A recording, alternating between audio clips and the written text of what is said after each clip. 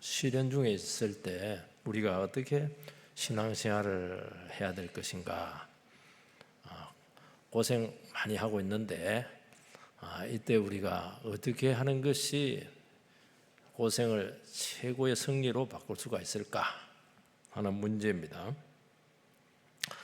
이때는 믿음을 지키는 것 자체가 어렵습니다. 우리는 예수를 믿고 나서 정말 신자로 살고 싶어요. 정말 믿음 생활 잘하고 싶습니다.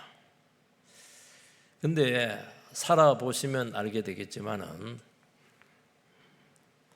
정말 스스로에게 실망할 때가 많고 현실적인 어려움이 너무 커서 참 이렇게 신앙생활처럼 이 세상에 어려운 것이 뭐가 있을까 생각이 될 정도로 참 이렇게 낙심에 빠져 있는 경우가 많습니다. 그래서 오늘 베드로 사도는 믿음으로 살다가 어려움에서 주저앉아 있는 우리 성도님들을 이렇게 세우고 격려하고 그리고 그렇게 살면 안 된다고 아주 강한 경각심을 불러일으키는 말씀인 것입니다. 13절에 보면 은혜를 온전히 바라라. 다른 거 구하지 말고 돈 같은 거 바라지 말고 은혜를 온전히 바라라. 15절에 보면 모든 행실에서 거룩한 자가 되되라. 한두 가지 그래서 이번 기회 때 완전히 삶을 뜯어 고쳐서 진짜 거룩한 삶으로 성도로서 그전에는 막 섞여 있습니다. 믿는 건지 안 믿는 건지 그렇게 하지 말고 모든 행실에서 전부 다 뜯어 고쳐서 하나님 앞에 딱 맞는 그런 신앙생활 이번에 해라는 겁니다. 해라고 한 것을 보니까 할 수 있다는 것이거든요. 16절에 보면은 너희가 나그네로 있을 때 두려움으로 지내라. 참 너희들 나그네잖아. 여기가 본향이 아닌데 나그네로 있을 때 여기서 뭐 천년만년 누릴 것처럼 그렇게 하지 말고 정말 하나님이 살아계시니까 주님 앞에 점수 좀 따라는 거예요. 늘 의식하면서 이걸 보면은 베드로 사도는 세상적으로 근면하지 않고 힘을 내라. 고진감래 고생 끝에 낙이 온다. 그렇게 되지들 않아요. 성경적인 원리로 아주 단호하게 권면하고 경고합니다. 권면하고 경고합니다. 그러니까 여러분들이 그 어려움에 처했을 때는 인간의 말 자꾸 들을 필요도 없어요. 뭐 해야 되니까 성경적인 원리로 확실하게 돌아오면 돼. 편할 때는 뭐 성경적인 원리를 안 살아도 그냥 먹고 살 수 있으니까 괜찮거든요. 어려울 때는 길은 하나밖에 없습니다. 느슨한 신앙들 다 잡아버리고 그동안 막 경건하게 못 살았던 거 확 고쳐버리고 확실하게 성경적인 원리로 돌아봐라. 여기에 대해 타협의 여지가 없습니다. 아주 단호하게 지금 베드로 사도가 권고하고 있습니다. 18절을 보니까 예수 그리스도의 보배로운 피로 값주고 산 하나님의 자녀라는 것입니다. 이렇게 귀한 자녀들인데 뭐 어려움이 있다고 해서 구원이 취소되겠냐? 절대로 나는 내 백성 포기하지 않는다. 그러면 어떻게 해야 됩니까? 하나님이 포기 안 했으면 네가 왜 네 마음대로 포기하냐는 거예요. 우리 신기합니다. 하나님은 포기 안 했다. 자기가 포기를 해요. 참. 그거 어떻게 하려고 그래? 하나님 포기 안 했는데. 그것도 교만한 겁니다, 여러분들. 하나님 포기 안 했다가 하는 것은 하나님이 할 수 있다는 거 아니겠어요? 이미 성기가 고장되어 있는데 왜 그 지금 눈에 보이는 거 가지고 그렇게 모든 것이 다 끝난 것처럼 그렇게 주저앉아서 있느냐는 것입니다. 그리고 여기서 살 수 있는 방법은 하나밖에 없습니다. 길이 없어요. 빠꾸 안 됩니다. 빠꾸 안 되고 살 수 있는 것 딱 하나밖에 없어요. 어차피 우리는 하나님께 순종하기 위해서 우리 예수 믿었잖아요. 하나님 자녀 순종해라. 그리고 거룩하게 살아가는 것밖에는 길이 없다는 거예요. 그거 안 되면 계속 어려움을 겪는다는 것을 알 수 있습니다. 그러면서 세 가지 단계를 이야기합니다. 시련 중에 있을 때 너희들이 지금 무엇을 바라보고 있냐는 거예요. 시련 중에 있을 때 뭘 바라보고 있나? 시아버지가 있는 돈 바라보고 있는 거야. 그거 아니잖아. 온전히 은혜를 바라보라는 거예요. 그전에 은혜 안 구했거든요. 두 번째는 안 버렸잖아. 과거에 그 죄된 사람 하나도 안 버렸잖아. 그거 싹 버리라는 거예요.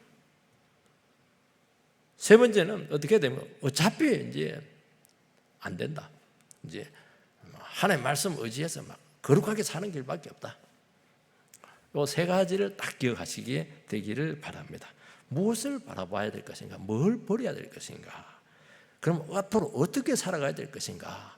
이 세 가지를 여러분들께서 꼭 기억을 하게 되기를 축원드립니다. 첫 번째는 무엇을 바라봐야 될 것인가? 장차 받을 온전한 은혜를 바라보면서 현재 삶을 다 잡아내야 됩니다. 요거 놓치면 안 됩니다. 하나님께서 은혜가 있다. 그러면서 오늘의 삶을 붙잡아야 돼요. 13절 같이 읽겠습니다. 시작. 그러므로 너희 마음의 허리를 동이고 근신하여 예수 그리스도께서 나타나실 때에 너희에게 가져다 주실 은혜를 온전히 바랄지어다.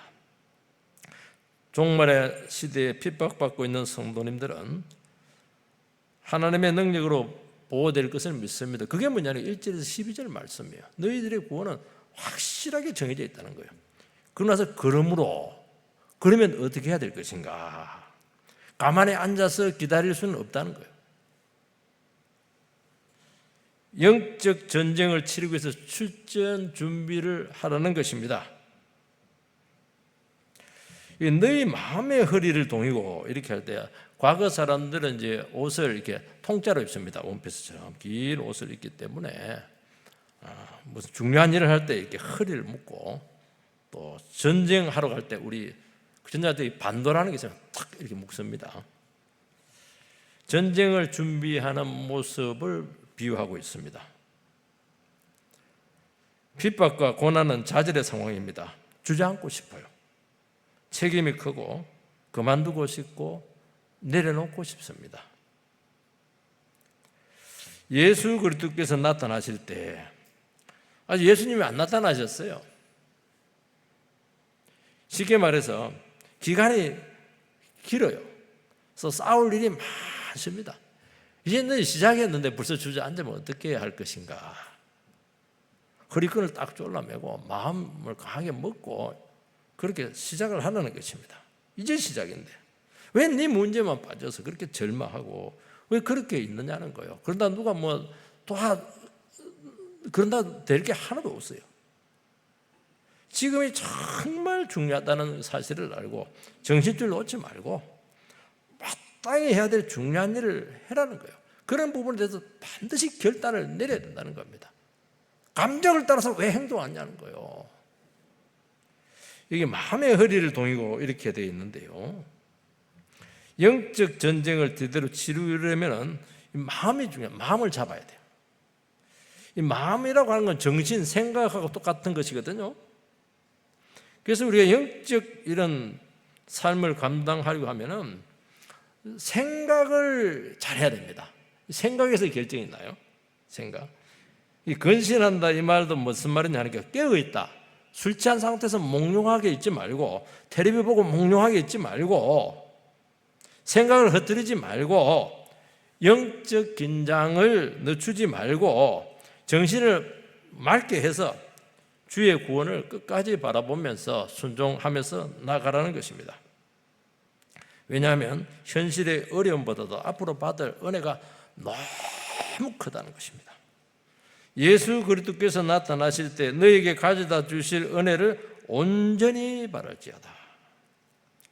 주님 나타나셔서 우리에게 주실 은혜가 있는데 이거 온전히 바라라는 거예요.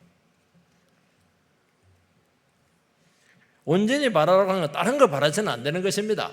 예수께서 이런 시련과 어려움을 통해서 나에게 주시려고 하는 어마어마한 은혜가 있는데 이것만 바라보고 가라는 것입니다.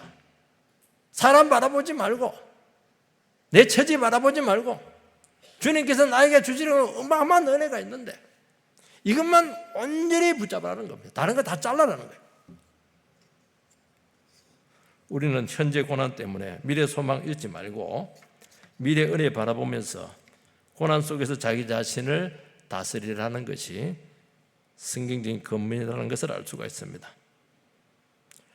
그분 한 분 바라보고 끝까지 견디고 믿음을 지킨 영혼들에게 주실 은혜가 너무너무 크다는 것입니다. 여기서 전부 다 우리는 실패를 한다는 거예요. 왜 나는 큰 은혜를 경험하지 못할까? 나는 하나님 앞에서 정말 큰 상 받지 못할까? 여기서 전부 다 포기를 하는 거예요. 가다가 중단하는 거예요. 이게 못 견뎌요. 믿음으로 끝까지 못 갑니다. 어려움 생기면 팍 쓰러지고, 무슨 말 들으면 팍 쓰러지고, 상 없습니다. 고생은 고생대로 하고요, 상도 없습니다. 온전히 주의 은혜만 바라는 거예요. 다른 거 아무것도 기대하지 말라는 거예요. 기대한다고 됩니까? 안 됩니다. 어차피 안 되는 거잖아요. 어려움이 왔다는 어차피 안 되는 것이거든요.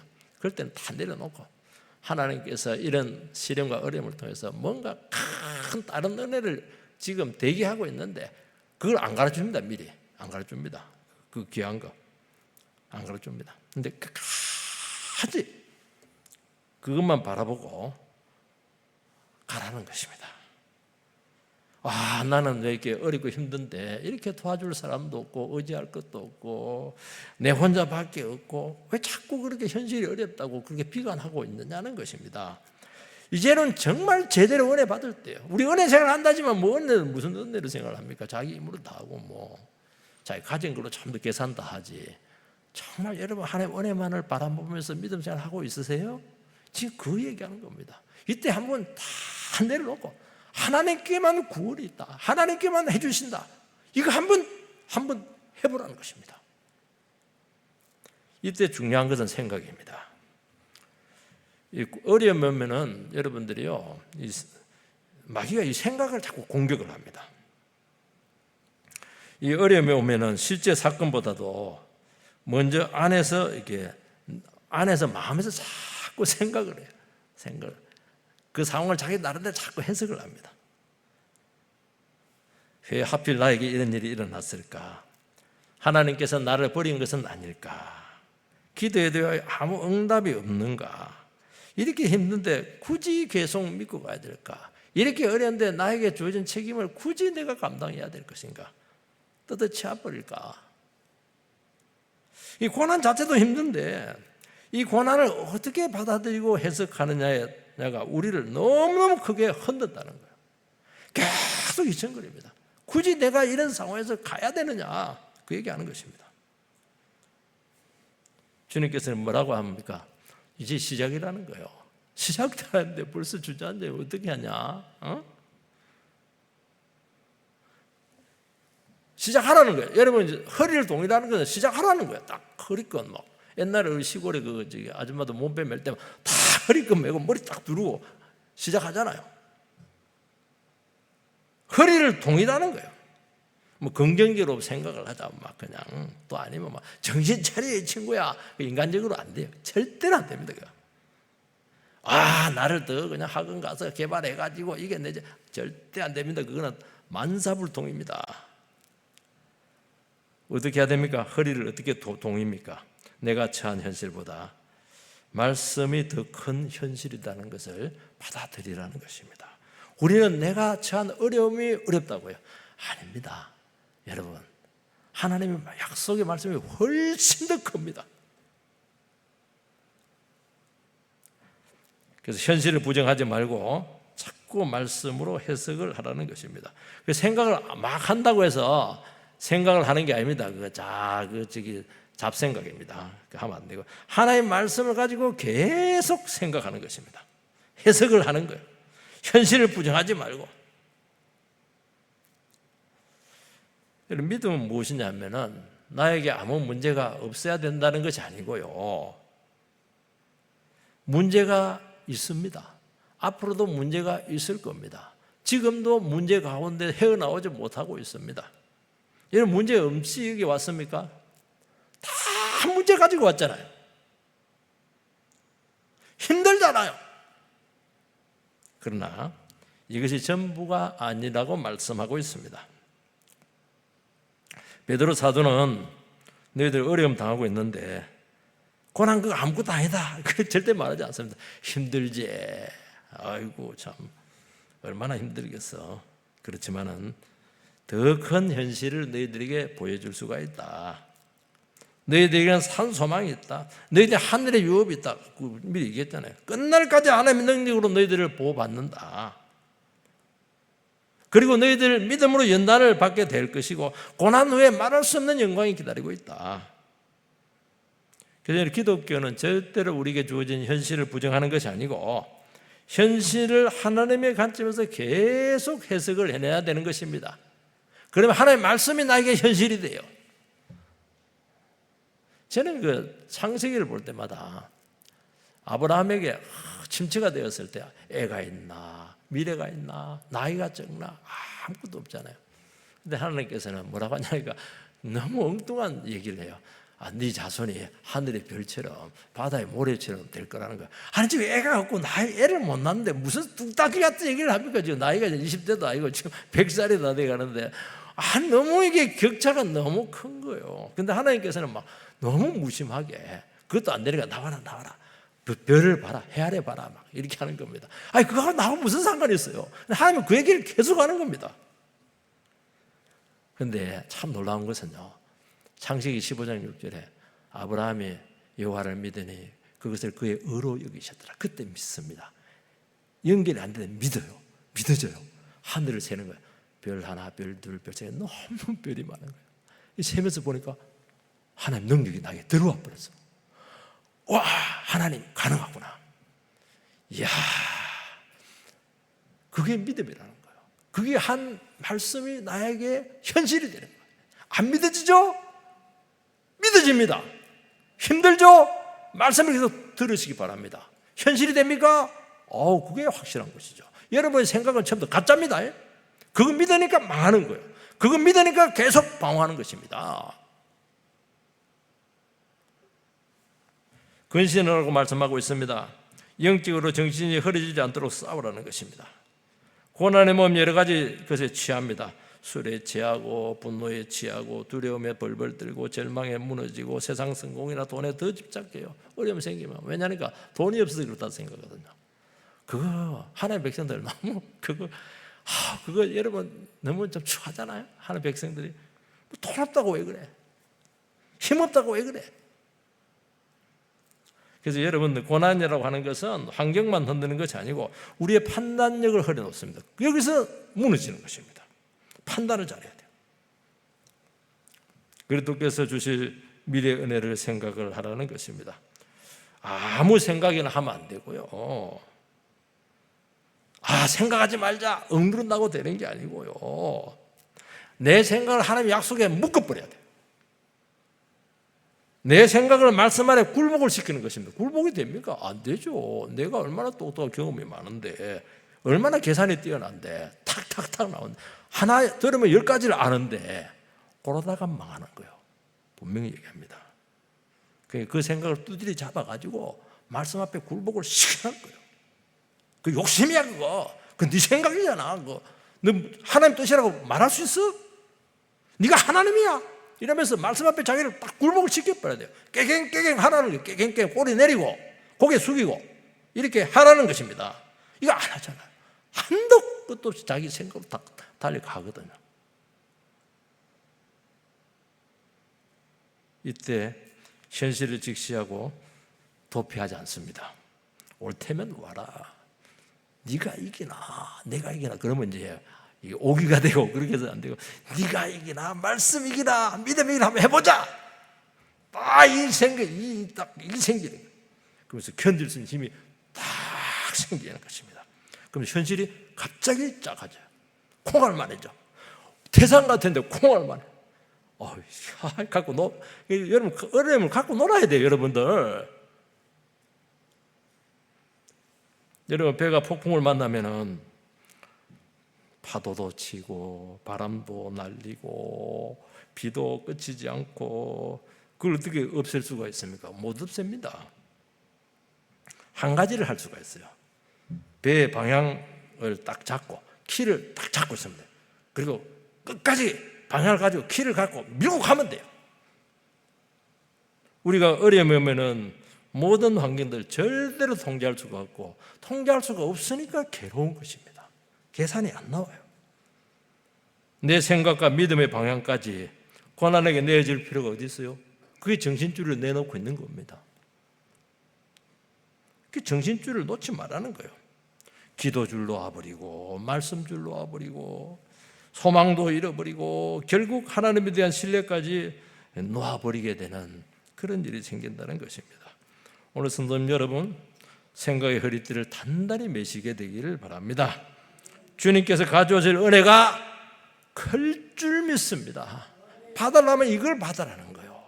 다른 거 받자. 이걸 받으라, 이거. 이 은혜 줄, 어마어마한, 온전히 이것만 받으라는 거예요. 이거 받아야지. 진짜 맥이 받아야 될 거 아니겠습니까, 지금?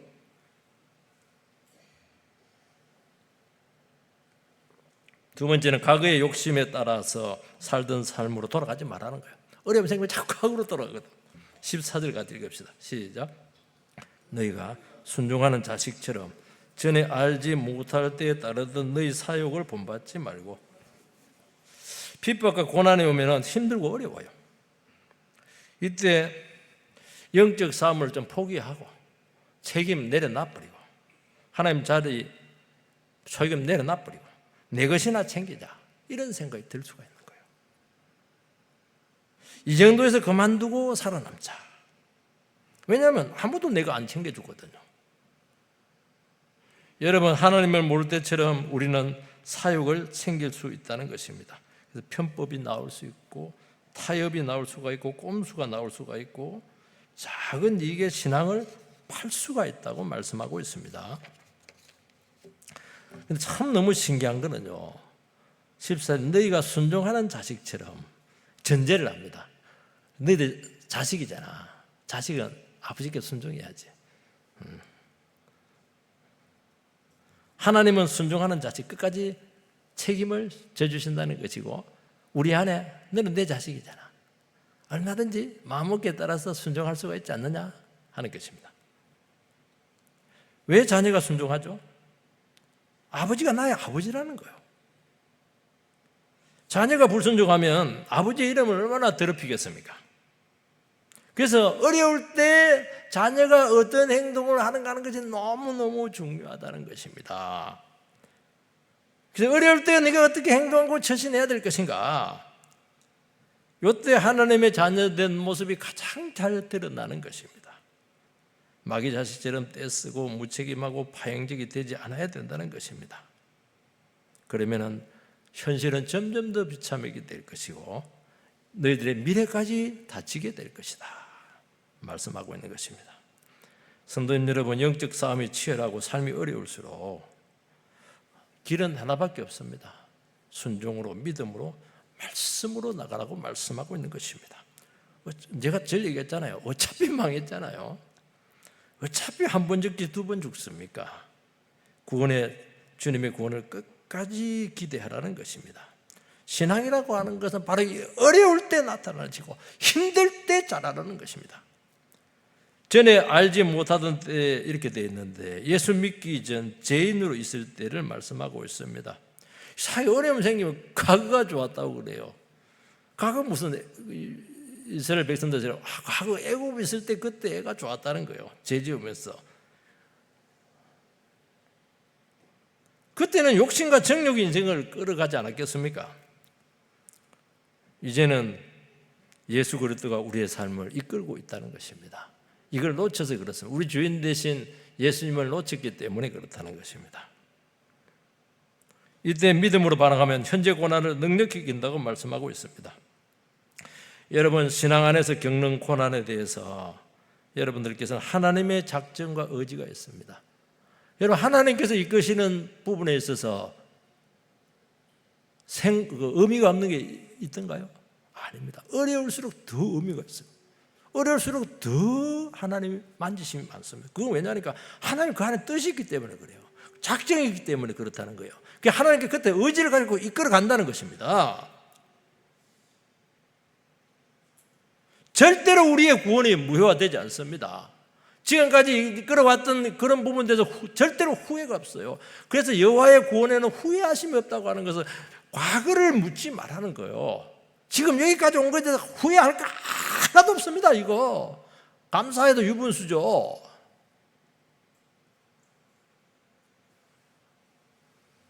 어떻게 무지하고 방탕할 때와 지금 좀 어렵다고 해서 비교할 수가 있냐는 거예요. 비교할 걸 비교해야지. 그리고 이 가운데 알게 모르게 얼마나 구원을 체험하고 감동을 많이 체험했겠냐는 것입니다. 예수님께서는 십자가 고통 중에 너무 고통스러우니까 신포도주를 입에 넣으니까 거절했습니다. 하나님께서는 우리가 고난과 핍박 중에 있을 때 마취제, 힘들지 주고 마약 이런 거 안 줍니다. 고통을 그대로 느끼라는 거예요. 그리고 다른 대안적인 기쁨을 줘가지고 고통을 잃게 하는 건 특별한 은혜 이런 거 없습니다. 하나님께서는 제정신으로 고민하고 제정신으로 갈등하고 제정신으로 비통에 빠지고 제정신으로 이 절망의 강을 건너라는 거예요. 힘들죠? 밤에 잠 못 자죠? 그냥 가라는 거예요. 내 뼈가 내를 셀 수 있나이다. 뼈를 셉니다. 뼈를. 얼마나 괴로운지. 뼈가 막 사가버려요. 뼈가 녹습니다. 뼈가 녹아요. 내가 내 뼈를 셀 수 있습니다. 하나님께서는 그 가운데서도 나를 붙들고 있고 놓지 않고 있다는 거예요. 그게 다 필요하다는 것입니다. 우리 인생 가운데 필요하다는 거예요. 하나님의 생명 역사와 영광과 구원의 내용에 대한 행복은 세상 어떤 기쁨과도 비교할 수 없을 줄 믿습니다. 이런 귀한 것들을 내비두고 잠시 육체적인 안락과 그걸 즐기려고 하고 내 거나 챙기려고 하고 과거가 좋았다고 그렇게 얘기하고 어떻게 그럴 수가 있냐는 것입니다. 여러분, 신앙 문제로 고민하고 어렵게 살아가는 것에 대해서 하나님의 영광을 위해서 거룩한 고민을 하는 것이 얼마나 귀한 것입니까? 고민 많이 하죠, 여러분들. 삶에 대해 고민 많이 하죠. 말씀에 대해 고민 많이 하죠. 가정의 구원을 위해서 고민 많이 하죠. 그의 회복을 위해서 고민 많이 하죠. 얼마나 귀하냐는 거예요. 누가 그런 고민합니까? 내만 편하면 됐지. 그렇지만 아무리 힘들어도 과거에 얻은 시절로는 되돌아갈 수가 없습니다. 왜냐하면 이제 순종하는 자녀가 되었어요. 그럼 어떻게 해야 됩니까? 힘들 때 더 말씀을 듣고 그때 더 깊이 순종을 하고 더 자기 자신을 내려놓고 그렇게 하라는 거예요. 그동안 끊지 못한 죄 있잖아요. 왜냐하면 죄지도 하나님 가만히 하니까 저는 참 신기합니다. 담배 피우고 나면 막 갑자기 하나님께서 막 입에 불을 집어넣어 버리면 담배 안 피울 텐데 막 껌뻑껌뻑 피우네. 들키기도 하고. 그때 이제 담배 끊습니다. 그래 끊는 게 아니고요. 담배 싫어. 그때 결단을 하는 거예요. 왜 우리가 결단하지 못하죠? 죄가 좋아서 그래요. 그리고 깨닫지 못해서 그래요. 이게 영적으로 얼마나 위험한가 하는 것을 몰라서 그렇거든요. 이렇게 살면 안 된다는 자각이 딱 생기는 겁니다. 네가 지금 말이 뻐끔뻐끔할 때냐 지금. 술 먹고 그냥 밤새도록 그냥 소리 지를 때냐 지금. 과감하게 떨쳐버리고 일어서라는 거 지금. 왜 돈에 취해있고 보는 것에 취해있고 어떻게 그렇게 할 수 있냐고 말씀하고 있는 것입니다. 우리 안에 바람직하지 못한 그 다 알고 있잖아요. 그죠? 즐기고 있잖아요, 여러분들. 연연해 하고 있잖아요. 하나님, 예수님 믿어도 이거는 안 됩니다. 안 될 게 뭐가 있어요? 여러분, 주님 앞에 똥줄 빠지면요 꽉하게 뿌리칩니다. 할렐루야. 근데 그렇게 하면 이상하게 끊어져요. 신기해. 하나님 너무 좋아하죠. 제가 막 싫어져. 우리는 과거에 망한 방식 가지고 있거든요. 이거라도 없으면 안 되니까. 다 망할 방식인데 그거 버립니다. 이제는 믿음으로 해보자. 은혜만 삼하자. 이렇게 나가는 거예요. 그래서 하나님 기쁘시게 하지 않는 것들 전부 다 잘라낸다는 것입니다. 그래서 성도님 여러분들께서 내 삶에 고민이 많고 갈등이 많고 어려움이 많고 불가항력적인 그런 힘든 상황들이 주어지게 될 때 이때야말로 잘할 때다. 이때야말로 믿음을 보일 때다. 이때야말로 아버지께 상 받을 때다. 이때야말로 정말 내가 하나님 자녀된 모습을 한번 검증해 볼 때다. 이런 기회는 여러분 오지 않습니다. 여러분 평생에 많이 오지 않아요. 너무 중요한 순간이거든요. 죽을 각오하고 말씀에 순종하라는 것입니다. 더 믿음대로 살고 싶은, 그러면요, 막 역정이 막 살아납니다. 어차피 안 된대요. 어차피 믿음 외에는 답이 없구나. 어차피 그냥 다 끊어놨으니까 그냥 말씀대로만 한번 해보자는 거예요. 그전에는 대안이 많았거든요. 안 되거든요. 이제 대안 다 끊어놨잖아. 안 되는 거 다 끊어놨잖아. 이제는 사는 방법은 하나밖에 없다. 죽었다 생각하고 그냥 말씀으로 나가자. 이게 막 살아나요. 그동안 순종하는 거 쉽지 않았어요. 손해거든. 그리고 쉽지가 않거든. 내 뜻대로 살고 싶거든요. 우리는 너무 게을러요. 몸이 잘 움직이지 않습니다. 그리고요, 정말 인색한 사람들이에요. 인색합니다. 자기밖에 몰라요. 세상의 성공과 명예를 위해서는 그렇게 그냥 인색하지 않는데요. 에이고, 안 됩니다. 핍박을 피하기 위해서 신앙을 타협하려고 하는 마음도 생기거든요. 작은 이익 때문에 진리를 버리려는 태도를 가지게 되거든요. 이런 것들과 싸우라는 것입니다. 이런 것들. 내가 사는 길이냐, 주님이 사는 길이냐, 이런 것들과 싸워야죠. 생사를 걸고 한번 싸워보지 않겠습니까? 여러분들, 한 번쯤 네 자신을 말씀에 던지라는 것입니다. 항상 주님께서 나의 모습을 어떻게 보실까? 거듭난 신자는 주의 뜻을 행하고 싶어하는 그 너의 자녀 아니냐 하는 거예요. 자녀. 어려울 때 이 모습이, 자녀의 모습이 나타나야 된다고 말씀하지 않겠어요? 세 번째는 하나님의 자녀답게 거룩함과 경외함으로 살아가라는 것입니다. 15절 16절 같이 읽겠습니다. 시작. 오직 너희를 부르신 거룩한 이처럼 너희도 모든 행실에 거룩한 자가 되라. 기록되었으되 내가 거룩하니 너희도 거룩할지어다 하셨느니라. 오직 너희를 부르신 거룩한 이처럼. 여러분, 우리의 거룩의 모범이 되시고 대상이 되시는 분은 주님이십니다. 세상에는 존경받을 만한, 또 신앙적으로 아주 고매한 모범적인 성도님들, 이런 사람들 참 귀하죠. 그렇지만 그 사람들이 우리의 궁극적인 모범의 대상이 되지가 못한다는 것입니다. 거룩은 바로 하나님을 본받는 것입니다.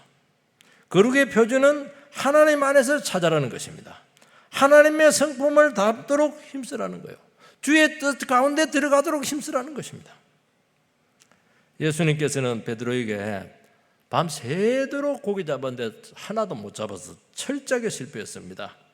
그러고 나서 어떻게 하냐, 일부러 예수님께서는 다른 데 안 가고 베드로 배 위에 올라갑니다. 도망가거든 이게. 왜냐하면 너무 시리에 빠져가지고 예수님께 그 강대상을 삼아버렸어. 꼼짝 못하고 예수님 말씀을 제일 가까이서 듣게 되었어요. 그리고 나서 깊은 데 가서 그물을 던져라. 깊은 데 무슨 낮에 그 고기가 있어요. 숯불 속에 있지. 그래도 뭐 기분이 안 좋았지만 실패하고 이런데 그 말씀을 들어놓으니까 그래도 막 아이고 한번 순종했더니 막 그물이 찢어질 정도로 많이 잡게 되었습니다. 그때 베드로는 예수님 앞에 무릎을 탁 꿇고 저는 죄인입니다. 저를 떠나주시기 바랍니다. 이 기도를 예수님께 들으십니까? 이런 기도는 안 듣습니다. 예수님 떠나주시면 이런 기도는 더 붙어가지고 아예 데리고 다녔어요. 왜냐하면 이 자세가 나와야 돼요. 이 자세가. 주님의 거룩하심과 위엄 앞에서 자기 자신의 불신과 무의성과 죄성이 여지없이 드러나게 된 것입니다. 여러분, 거룩의 원천은 예수님이십니다. 다른 사람 비교하지 마세요. 주님과 계속 인격적으로 만나서 계속 도전받고 듣기 싫은 소리 듣고 책망받고 이거 하라는 이거 베드로가요, 주는 그리스도시요 살아계신 하나님의 아들이십니다. 얼마나 칭찬을 많이 받은지 모릅니다. 그러고 나서는 이제 됐겠구나 싶어가지고 십자가 죽음을 얘기하니까 막 말리는 거예요. 절대로 안 된다고. 뭐라고 했으면 사탄아 물러가라. 네가 하나님의 일을 생각하지 않고 사람의 일을 생각한다고 말이죠. 왜 인간적인 생각으로 십자가 길을 막냐는 것입니다. 책망받았어요. 그러나서 끝나면 되는데요. 예수님께서 막 더 잔소리를 하네. 십자가를 지라, 너를 부인해라, 말씀을 듣고 죽어라, 살리고 하면 죽을 것이요, 죽으려고 하면 살 것이요. 우리 이순신 장군이 했던 말이잖아요.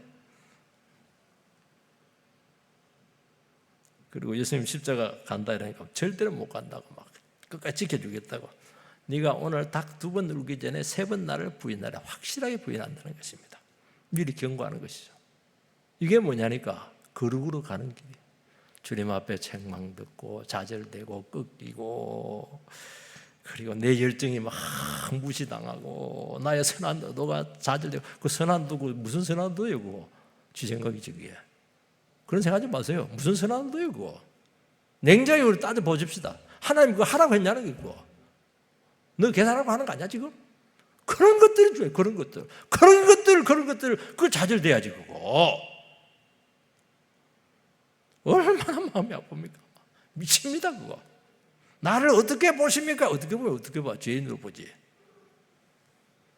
그런 것들을 가지고 몸부림을 치라는 거예요. 그게 거룩으로 사는 겁니다. 뭐 고상하게 뭐 성경책 들고 막 이러면서 막 이런, 그렇게 다시기 바랍니다. 요즘은 스마트폰가 다 하던데. 오직 너희를 부르신 하나님은 우리를 하나님의 자녀다운 모습을 갖추라고 불렀습니다. 다른 거 하라고 부른 게 아닙니다. 세상 것과 치렁치렁 막 치장하라고 부른 거 아닙니다. 그거 사명 감당하고 그 나라와 그거를 위해서 헌신하도록 우리를 부른 줄 믿습니다. 우리는 윤리적 율법적인 기준으로 제시되는 엄한 명령을 받지 않았습니다. 새벽기도 무조건, 제가 그런 얘기 합니까? 안 하잖아요. 하루에 기도 5시간 내라, 제가 그런 얘기 합니까? 안 하잖아요. 알아서 하세요. 잘하시기 바랍니다. 모든 행실에서 다 나타나야 돼요. 하나님의 자녀된 모습이 나타나야 되는데 이것이 의무가 아닙니다. 억지가 아닙니다. 이거 특권이에요. 하나님 백성들 말하는 특권을 너에게 주었다는 거예요. 시험 문제를 보면 수준을 알 수 있잖아요. 지금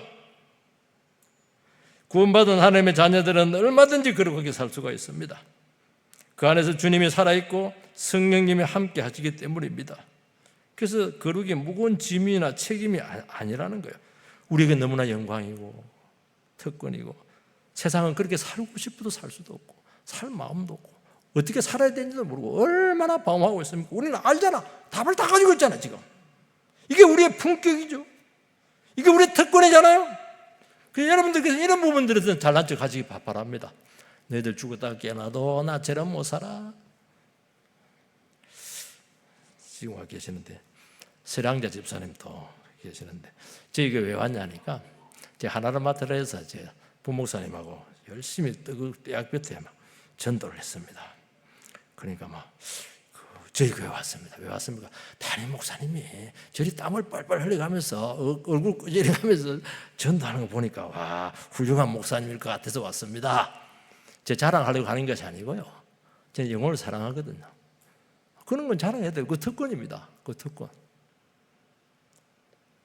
또 보니까 또 서서발 사람이 한 분 계시네. 나혜주 집사님 동사무소에서 코로나 때 막 진짜 열심히 했거든요. 막 차문 다 열고요.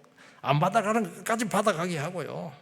이리 뛰고 저리 뛰고 했더니 저 누구 이렇게 하면서 궁금해가지고 저희 교회 왔어요. 혼자 온 게 아니고 2가정 더 데리고 와버렸습니다. 아, 할렐루야. 제가 자랑하려고 하는 게 아닙니다. 하나님의 자녀들만 할 수 있는 거예요. 영혼을 사랑하는 영혼들만 할 수 있는 거예요. 이런 것들 하는 거예요. 여러분들 이런 것들을 여러분의 생애 속에 자랑하게 되기를 축원드립니다. 거룩은 쉽지 않아요. 거룩을 실천하려면 쉽게 좌절합니다. 원수를 사랑하라. 원수 없을 때는 쉬워요. 원수가 딱 나타나면 너무너무 고통스럽고 나와 상관없는 말씀으로 치부를 합니다. 그래서 우리 힘으로는 안 됩니다. 17절 말씀 같이 읽어서 시작. 외모로 보시지 않고 각 사람의 행위대로 판단하시는 이를 너희가 아버지라 부른즉 너희가 나그네로 있을 때를 두려움으로 지내라. 하나님은 외모를 보시지 않고 우리의 행위를 가지고 판단을 합니다. 겉모습 안 돼요. 여러분들 겉모습 안 됩니다. 어떻게 행위를 봐야 되기 때문에 좀 지켜봐야 돼요. 왜냐하면 행위도 가져갈 수 있거든요. 상당 기간 지켜봐야 돼요. 이 사람의 행위가 말이 아닙니다. 특히 그 중요한 부분에 있어서 어떻게 처신하고 행위를 하는가, 그걸 봐야 돼요. 그게 중요하다는 거예요. 하나님은 우리의 행실을 보고 판단하십니다. 그를 하려면 어떻게 해야 되냐니까 끝까지 하나님 앞에서 살아가야 된다는 거예요. 나그네로 있을 때 두려움으로 지내라는 말이 그 말인 것입니다. 네가 너를 보고 있는 내가 있다. 하나님 경외하면서 의식하면서 인생을 진지하게 살아가라고 우리에게 권면하고 있는 것입니다. 오늘 교회가 많이 어려워요. 하나님 두려워하지 않기 때문입니다. 자신이 권위자인 것처럼 말하고 막 행동하잖아요. 저 보면 저분이 예수를 믿는 사람이 저런 말을 하는가 정말 궁금한 거예요. 우리는 어느 곳에 있든지 어떤 상태에 있든지 주님의 시선 앞에서 살아간다는 것입니다. 성도의 교제 중에 우리 가운데 권위자 되신 하나님이 함께 있음을 알고 우리가 만난다면 어떻게 말이나 함부로 할 수가 있겠어요? 여러분, 군인이 생활하는 때 계급에 따라서 딱 상급자가 있잖아요. 그분이 우리의 국가 수행 능력을 평가해서 진급에 결정적인 영향을 미치거든요. 그러니까 조심하잖아요. 싫어도 싫은 내색 안 하고 무조건 그렇게 명령에 순종하잖아요. 말하는 훈련받는 자세, 이런 것들. 여러분, 하나님을 의식하는 영혼을 만나면 느낌이 딱 와요. 누군가 의식하면서 저 사람은 말하고 있다. 저 사람은 누군가 의식하면서 함부로 행동하지 않고 있구나. 저 사람 머리에 어떤 그림자가 있구나. 말로 표현은 안 하지만 너무 분명한 선명한 인상을 가지고 있습니다. 그 준다는 거예요. 말 안 해도 돼요. 어떤 사람은 내가 왕이야. 어떤 사람은 내가 회장님이야. 어떤 사람은 내가 당회장이야.